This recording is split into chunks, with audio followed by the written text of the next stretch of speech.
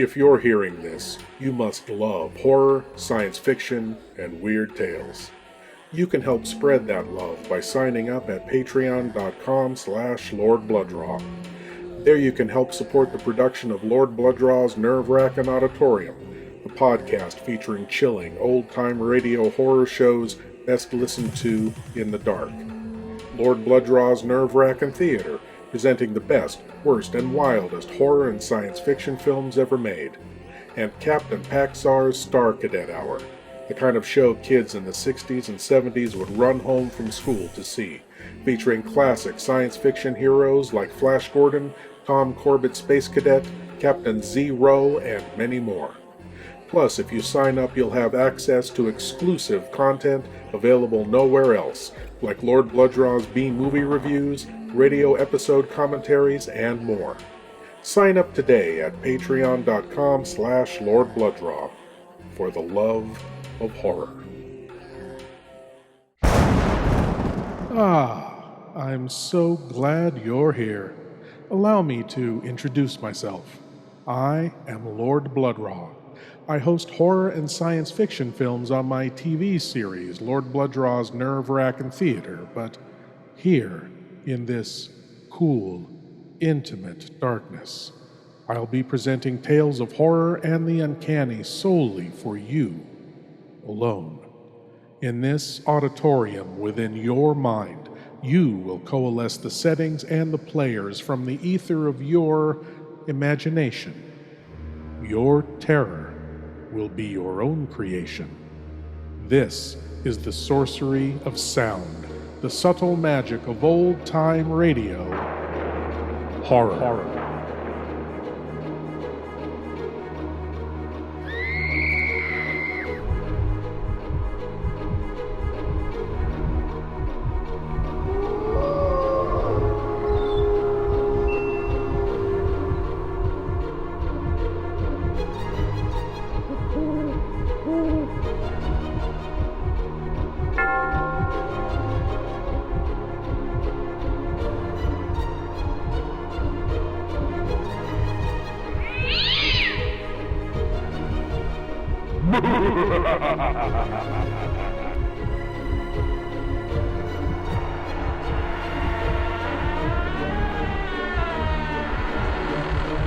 Please leave your eyes at the door.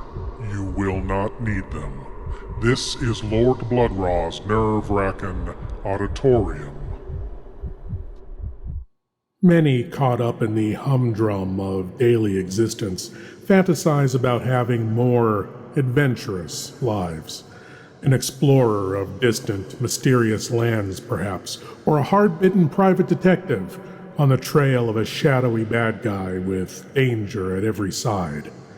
Of course, as many private investigators will tell you, their real lives are far from the romanticized fantasy.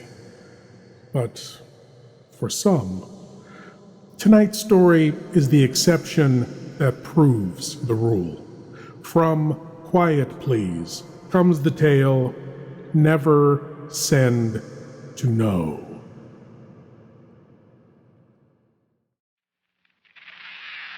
Quiet, please.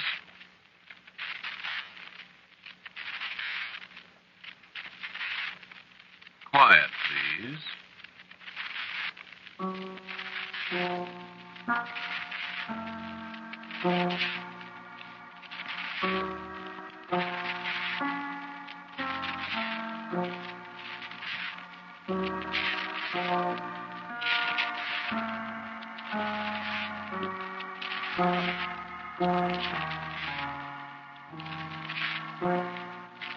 The Mutual Broadcasting System presents Quiet Please, which is written and directed by Willis Cooper and which features Ernest Chappell. Quiet Please for tonight is called Never Send to Know.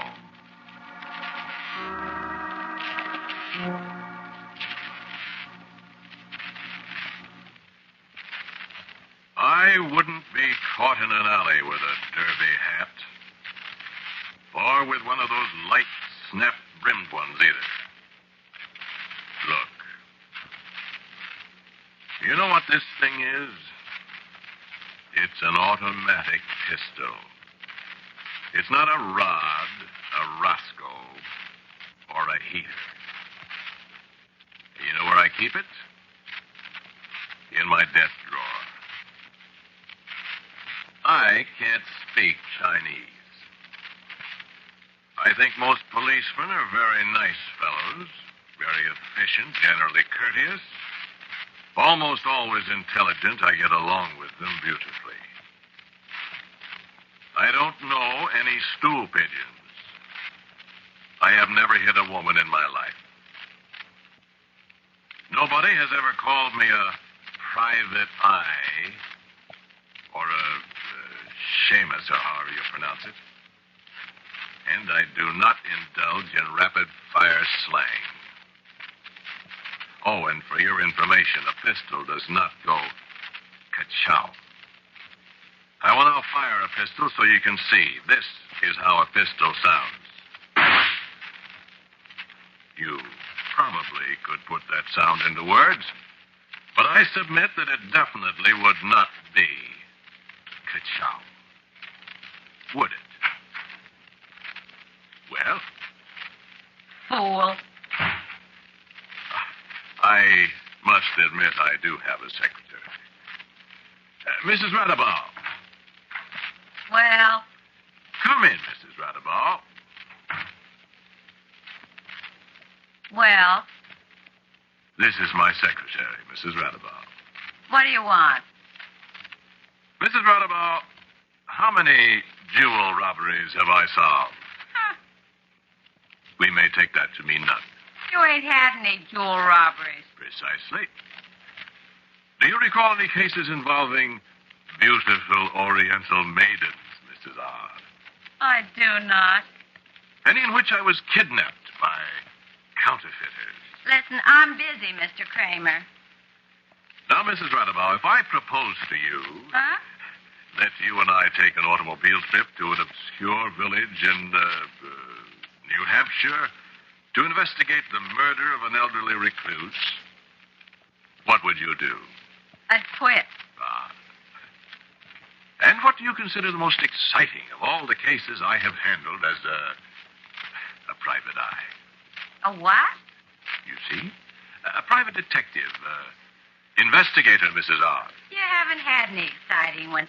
And I wish you'd stop calling me Mrs. R. Thank you, Mrs. Radabaugh. I'm going home early this afternoon. Are you? There's a parent-teachers meeting. How soon will you be leaving? As soon as I finish typing the minutes of the last meeting. Very well, Mrs. Radabaugh. Don't forget to lock the door when you go. No, the business of a private investigator is not all gunplay and beautiful blondes. There are occasional blondes, yes. But they all seem to want divorces or to escape divorces. And a startlingly high proportion of them are not beautiful. I have never fired my pistol in anger since I became a private detective. I have looked through a number of transoms, and I have guarded wedding gifts a few times. I have even helped a police officer make an arrest of the man who stole safety razors from a drugstore. In my younger days, well, I suppose I was a roughneck. I bummed all over the country. I've seen the insides of not a few jailhouses. Met some very interesting people. But now, in my fat 40s, I'm content to have this small office, do odd jobs for people at a price, and relax. Going already, Mrs. Radabaugh? It's not Mrs. Radabaugh. Oh, excuse me, sir. Isn't Mrs. Radabaugh out there? I didn't notice. Well, what can I do for you, sir? You're Mr. Kramer, aren't you? Yes, sir. May I sit down? Thank you. You're a detective. Yes, sir. Yes. I would like to engage you. I am open to suggestions, sir. Yes. You find out things. Sometimes I do, sir. I at least try to find out. I want you to find out something for me. Good. Your fee... Why, we can discuss that later, sir, when I know a little more about what you want me to do. All right. Would you care to give me your name? In confidence, of course. I don't know what my name is. I beg your pardon? I don't know what my name is. Oh, an amnesia case, I take it. I mean, you want me to find out who you are? No. Well, I was going to say that the police... What did you say? I'm not interested in knowing who I am. Well, My name's not important anyway. I'm afraid I don't quite understand, sir. Just what was it you wanted me to find out? I want you to find out who murdered me. I beg your pardon.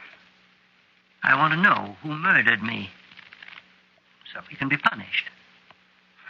But my dear sir, you're not... Oh, yes. I am. You are what? I'm a ghost. I see. Please don't use the telephone, Mr. Kramer. I wasn't going to. You were reaching for it. I suppose you were going to call the police and tell them that you have a crazy man here. Well, It wouldn't do any good. Because, you see, if the police were to come in here, I'd just disappear. And you'd look very foolish. I see. I see you don't believe me, Mr. Kramer. Well, Let me show you. I'll disappear. You see? You know what?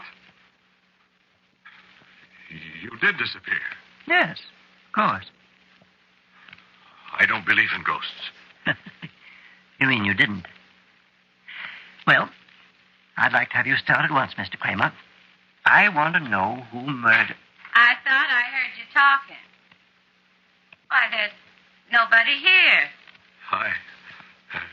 I was talking to myself, Mrs. Radabau. Well, I must say, shooting pistols, talking to yourself.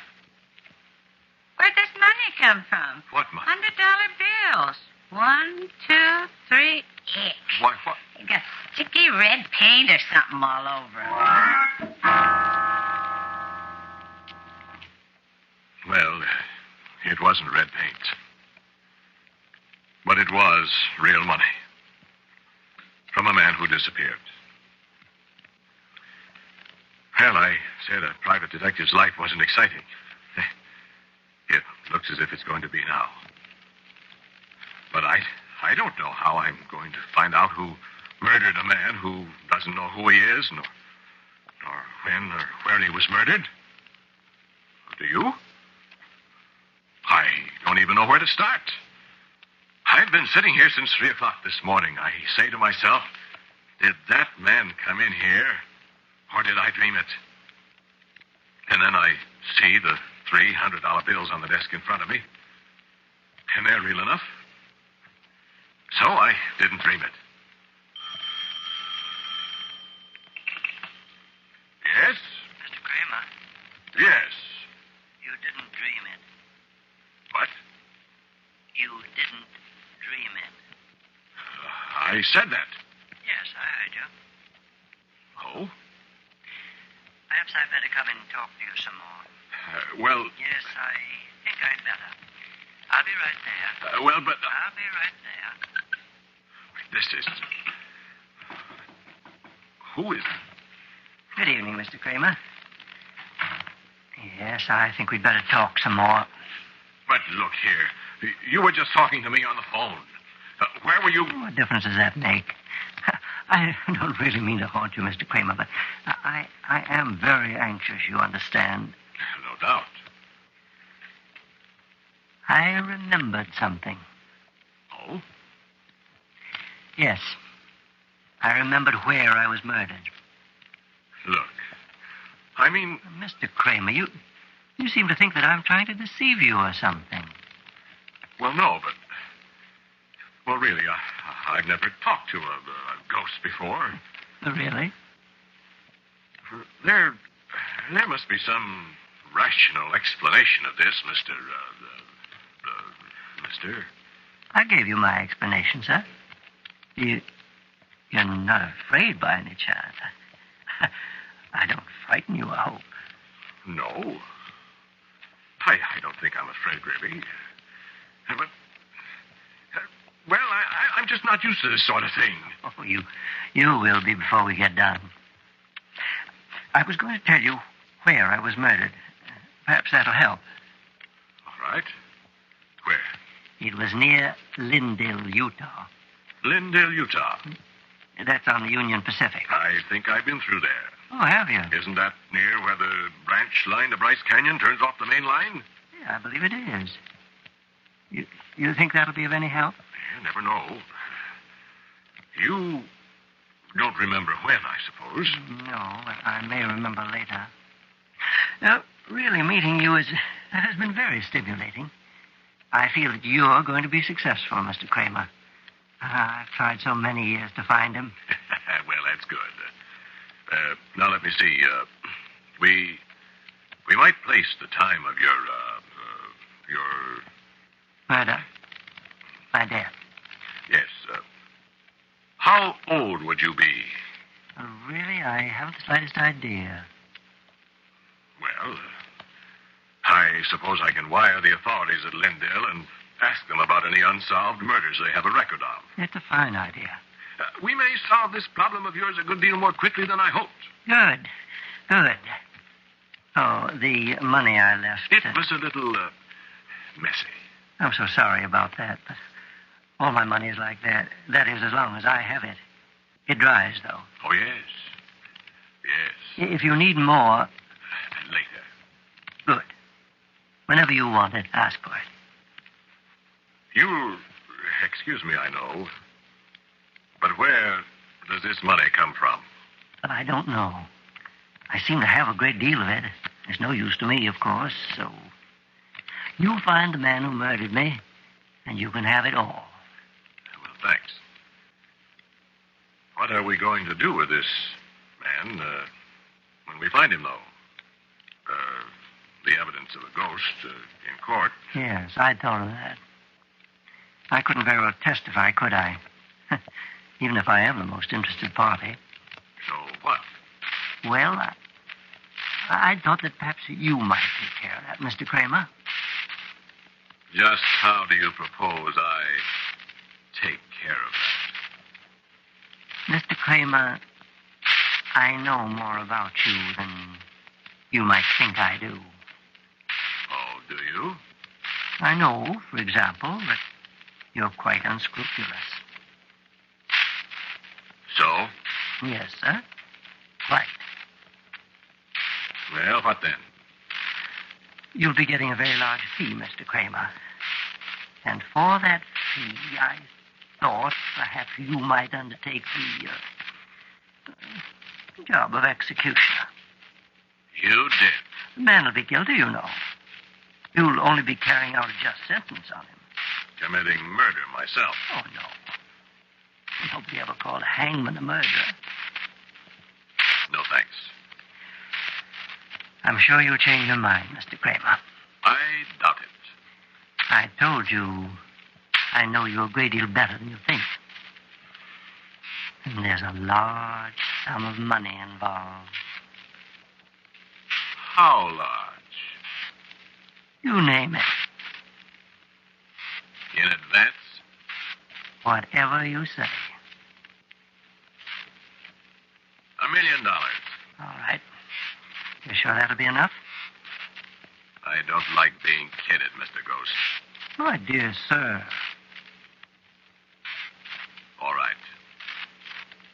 If I see $1 million in currency on this desk tomorrow morning,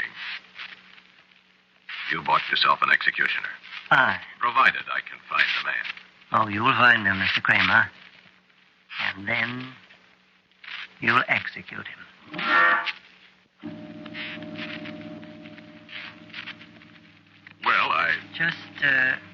Just one thing, Mr. Kramer. Yes. I think you ought to swear. All right. I swear. I take that very seriously, Mr. Kramer. I shall see that you carry out your part. I looked up when he said that. And there wasn't anybody there. I don't know what you think of me. I don't know whether you think I'm crazy or what. Talking to a ghost. You expect people to scream and run and be afraid of ghosts. That's the natural reaction. The one you're conditioned to by ghost stories and all that sort of thing. But you must understand that that's the natural reaction only when the ghost suddenly appears to you and waves its arms and you happen to be in some lonely, deserted spot at midnight. But when a man walks into your office and sits and talks to you for a while and then casually tells you he's a ghost and then proves it to you, well, you see, you're not frightened. Well, I was wondering a little, too, what you thought about my agreeing to be an executioner. Well, take it or leave it, friend. What would you do? See what I mean? I never made any boast of being an angel. I've been a pretty rough character in the old days, roaming around the country. And just between us, friend, this murder won't be the first one that I've... Well, let's leave it there. And you know, I'm not so sure that I will knock the gentleman off. As the bad boys say. I'll have the $1 million, won't I? I take that very seriously, Mr. Kramer. I shall see that you carry out your part.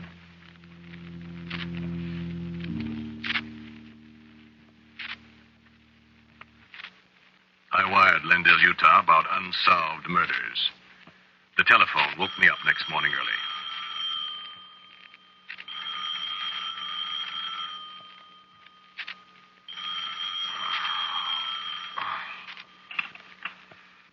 Hello? Mr. Kramer, this is Mrs. Radbaugh.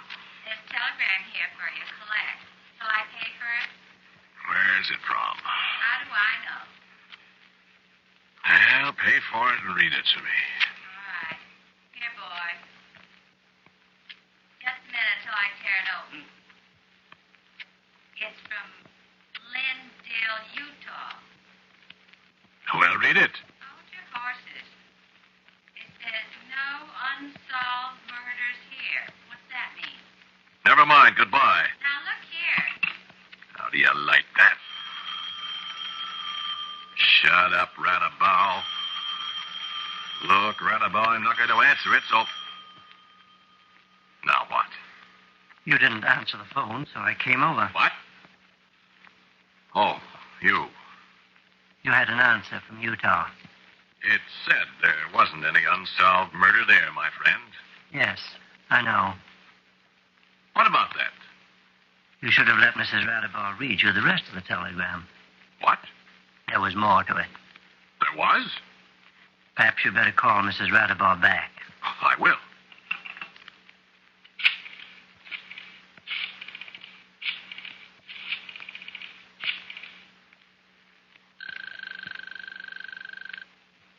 Come on, answer the phone. Where is that woman? Do you know what the rest of the message was? Where'd he go? Radabow. Answer that phone. Oh, that woman.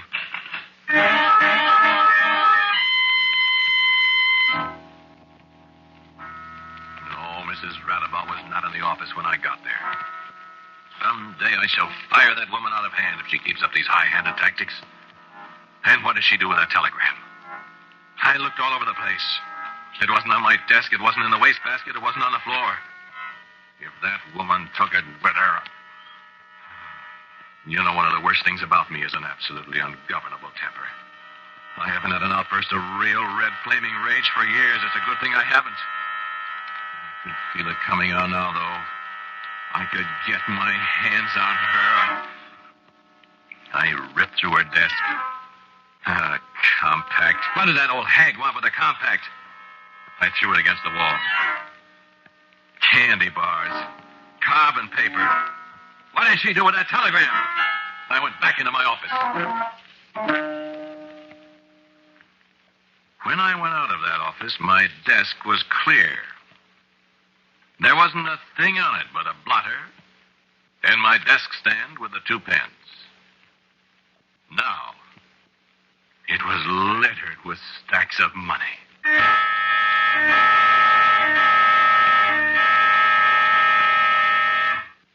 Stacks of money. Did you ever see $1 million? Well, you're likely to use your mind if you ever do. I nearly did.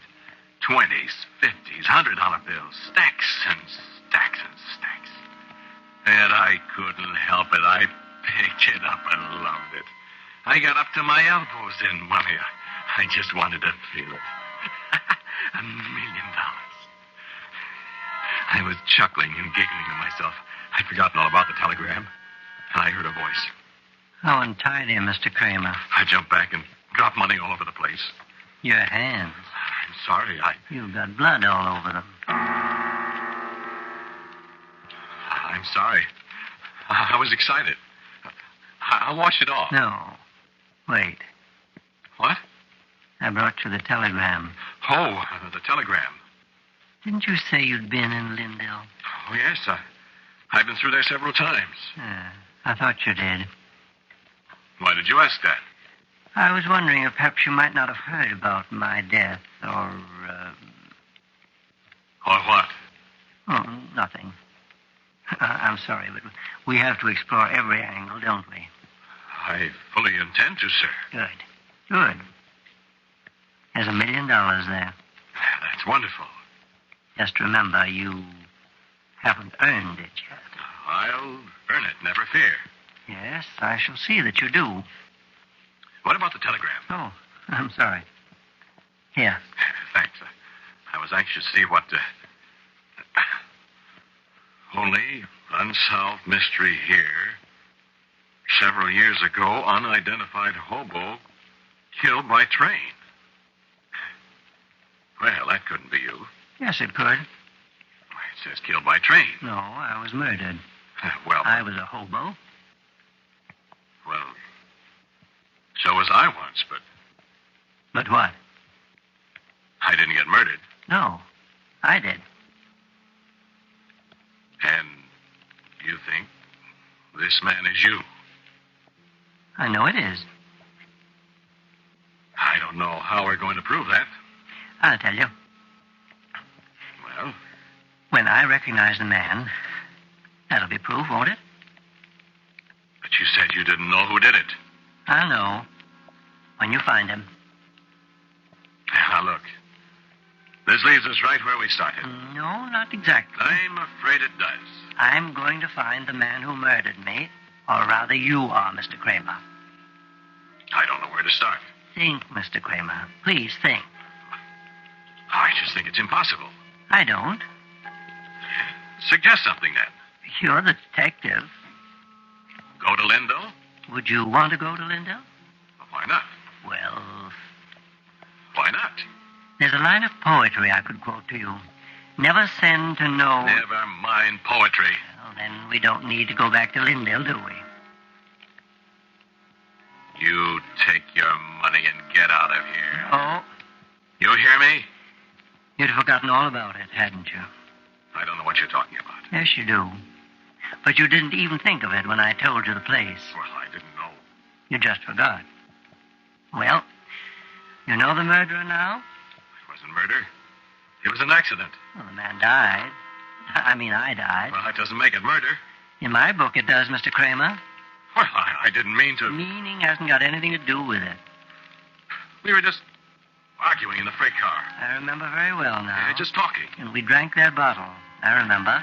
And the train was going slow. Just crawling along. And we got to arguing again. About Herbert Hoover. I didn't even know your name. I knew yours. I'd forgotten it, but I... And then we started a fight. That insane temper of yours, Mr. Kramer. And you hit me. I remember. And I got up. Yes? All I did was push you out of the car. How was I to know what happened? I fell under the wheel. Well, anybody could fall out of a car going that slow and not get hurt at all. I died. But I tell you, I didn't mean to. I didn't even know. I'm sorry, Kramer. What are you going to do about it? I'm not going to do anything. I'm a ghost. Well, then, You've got a job to perform, though, Mr. Kramer. I won't do it. Oh, yes, you will. I won't. Yes, you will, Mr. Kramer. Sooner or later, because I'll be with you, Mr. Kramer, wherever you go, until you do. Every second I'll be with you, and you'll do anything to escape me. But there's only one way, Mr. Kramer, only one way. Well, that poetry I started to recite to you. Never send to know. I know. Never send to know for whom the bell tolls. It It tolls tolls for for thee. thee. Yes, you were a little too eager, Kramer. Now, the pistol's in the drawer there.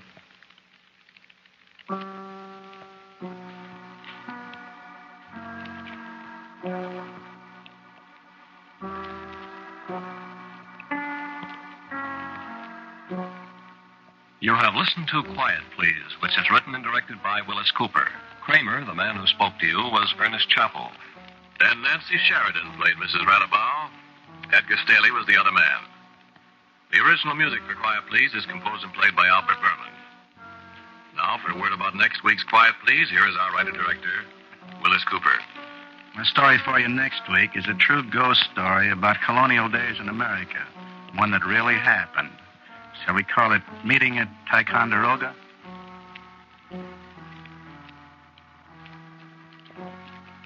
And so, until next week, I am quietly yours, Ernest Chappell. Quiet Please comes to you from New York. This is the Mutual Broadcasting System.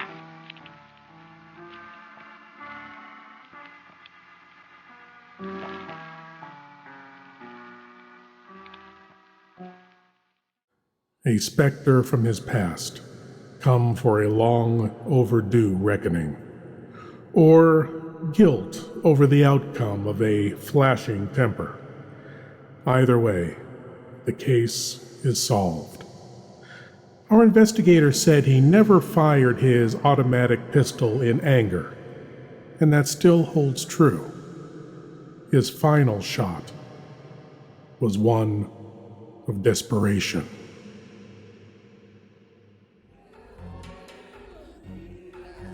To explore the magic of old-time radio horror more deeply, take a peek behind the curtains of the Nerve-Wrackin Auditorium by signing up at patreon.com/Lord Blood-Rah. Thank you for joining me in the Nerve-Wrackin Auditorium, and I hope you'll come again.